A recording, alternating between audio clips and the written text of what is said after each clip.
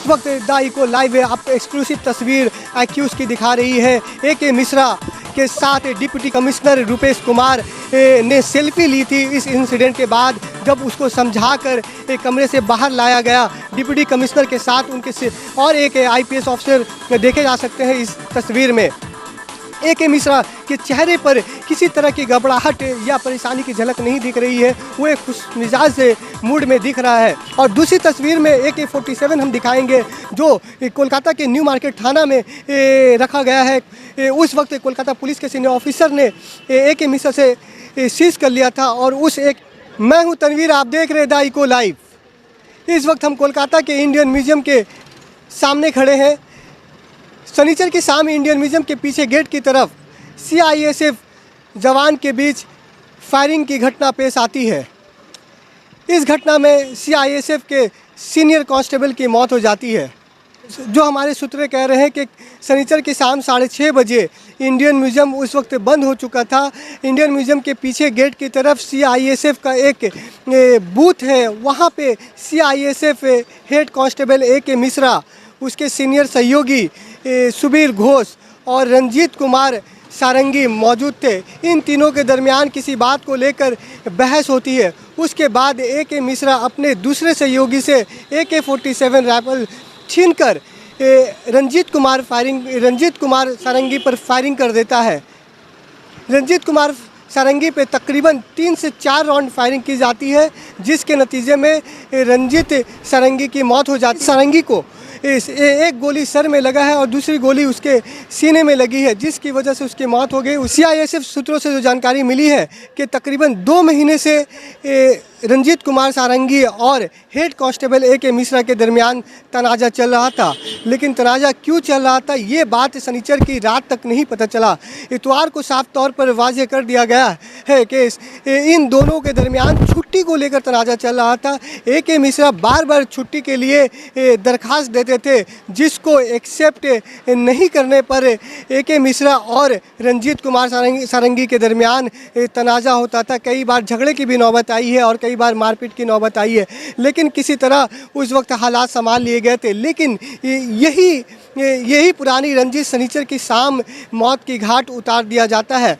Kolkata police जराये से जो खबर मिली है, A.के. मिश्रा के खिलाफ 302, 307 और कई ऐसे धारे लगाए गए हैं। पुलिस की तरफ से ये जानकारी मिल रही है कि A.के. मिश्रा ने जो फायरिंग की है वो अपने राइफल से नहीं की है, वो दूसरे सहयोगी से छीनकर फायरिंग की और इस हमले में एक सीनियर कांस्टेबल की मौत हो जाती है।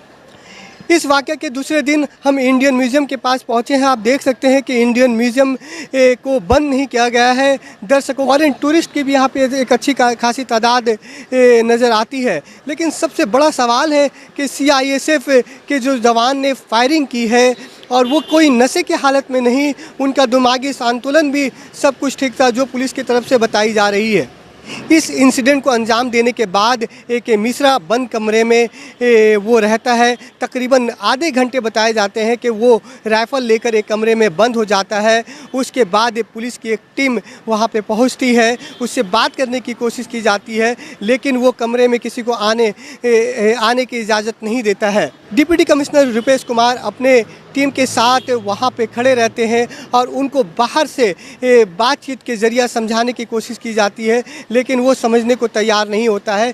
फिर A.के. मिश्रा रुपेश कुमार को कहते हैं कि ठीक है, हम सरेंडर करेंगे, लेकिन आप अपने आर्म्स, अपने हथियार को बाहर रखकर अंदर आएंगे, तभी आपको हम आने के अंदर इजाज़त देंगे। इसके बाद रुपेश कुमार अपने साथियों को हथियार गाड़ी में रखने को कहते हैं। उसके बाद रुपेश कुमार, इनके पास कोई आर्म्स नहीं होता है, सिर्फ बुलेट प्रूफ जैकेट के साथ वो उस कमरे में दाखिल होते हैं और A.के. मिश्रा से बात करते हैं। A.के. मिश्रा से बातचीत करने के बाद वो पुलिस को सरेंडर करने को राज़ी हो जाता है। उसके बाद कोलकाता पुलिस की गाड़ी में उसे बैठाकर न्यू मार्केट थाना ले जाया जाता है।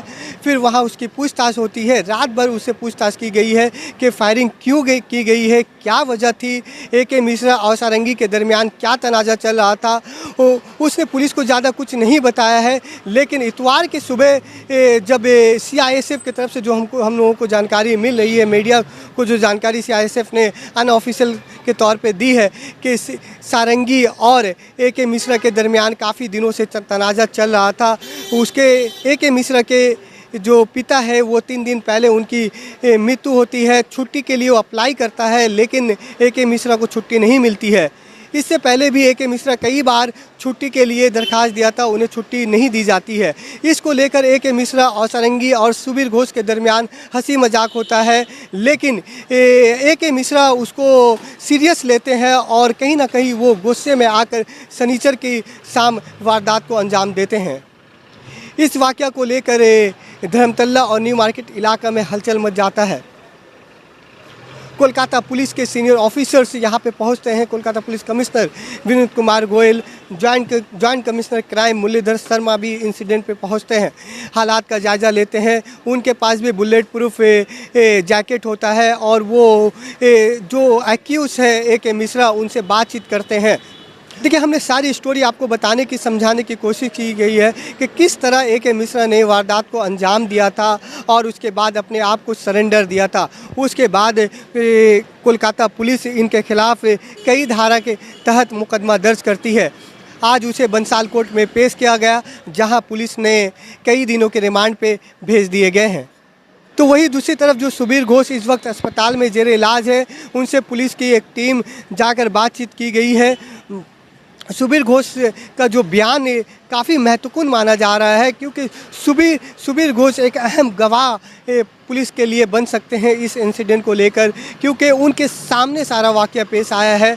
इस हादसे में बाल बच गए हैं। हालांकि सुबीर घोष भी ए के मिश्रा के निशाने पे थे, लेकिन एक गोली उनके दाहिने पाँव में लगकर गुजर गई है। इस वीडियो को अगर आप फेसबुक पर देख रहे हैं तो लाइक करें, सब्सक्राइब करें, शेयर करें।